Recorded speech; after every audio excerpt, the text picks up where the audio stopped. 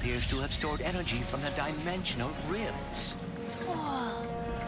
Another dimension. As I played through the opening minutes of Insomniac's PS5 exclusive Ratchet Clank Rift Apart, I was taken back to my childhood.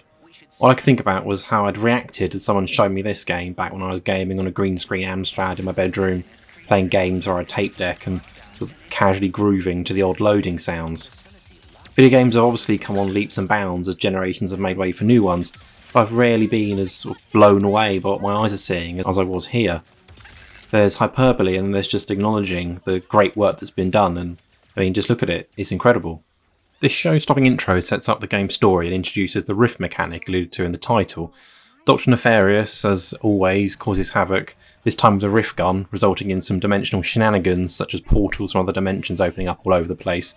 The newcomer Rivet and other Lombax arriving with a fair few similarities to Ratchet. You had a jetpack feature, I do as well. The newly formed Lombax duo, although to be fair they do spend a lot of the game apart, must take on a more formidable foe in the shape of a parallel universe Nefarious, who happens to be the ruler of his galaxy and wants to exert his power across all universes. Essentially, expect lots of planet hopping, rift jumping, and more than a few evil plans. When you're running around as either Ratchet or newcomer Rivet, Rift Apart is essentially a 3D platformer crossed with a third-person shooter. As ever with the series, the combat is great, the weapons are brilliant, and moving through the environments is always fun.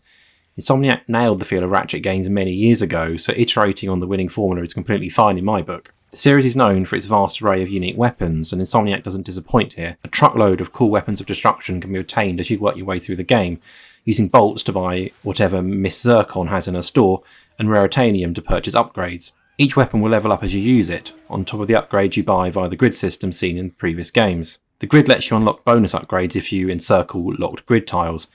It was neat in the previous game, so there's absolutely no need to meddle with it here, and by the end of the game you should be packing quite the arsenal. One point to note is that you share your entire inventory between Ratchet and Rivet. It doesn't matter who the game puts you in control of, although when you travel to a different planet, the game does let you know who you'll be playing as.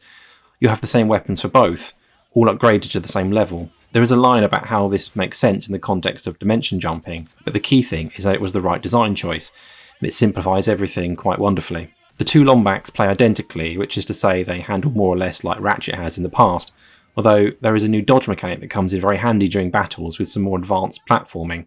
Hover boots also give you a swift way to move around the often very large semi-open areas the game lets you explore. R1 initiates the boosters and tapping R2 gets you up to top speed, allowing you to make use of thoughtfully placed ramps to catch some big air, as the kids say.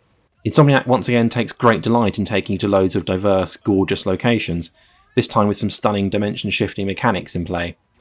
At a basic level you can use rifts to teleport yourself to a rift's location in your immediate play area, kind of like using a grappling hook. But the real technologically impressive stuff happens during fast-paced race sequences as you seamlessly move from one world to the other, or when you hit a rift crystal to near instantly change the dimension of the world you're in, showing two distinct versions. It's amazing to see and feel so tightly woven to the story that it's far from a gimmick. The Ratchet Clank games are often thrown in sections played with various other characters than Ratchet, and here you get to solve puzzles as Clank and shoot viruses as Glitch in computer terminals. The Clank levels see many iterations of Clank running through abstract-looking stages, with the aim being to help them reach the goal by using property-altering orbs. These must be placed on pads to speed up the Clanks, weigh them down or lift them up, or provide power to objects in the level. Figuring out how to obtain the orbs in the first place is part of the puzzle. While I never found myself completely at a loss over what to do, I did scratch my head in thought a number of times. Shooting viruses in a spider tank of sorts is the weaker of the two additional gameplay offerings, but it's still far better than any symbol matching hacking minigame, and both side offerings play into the core story rather than simply acting as roadblocks to extend the experience. As ever, there are plenty of collectibles to track down throughout the numerous levels, side quests to take on, although you're not getting like a proper RPG's worth here, and combat challenges to complete in order to unlock rewards.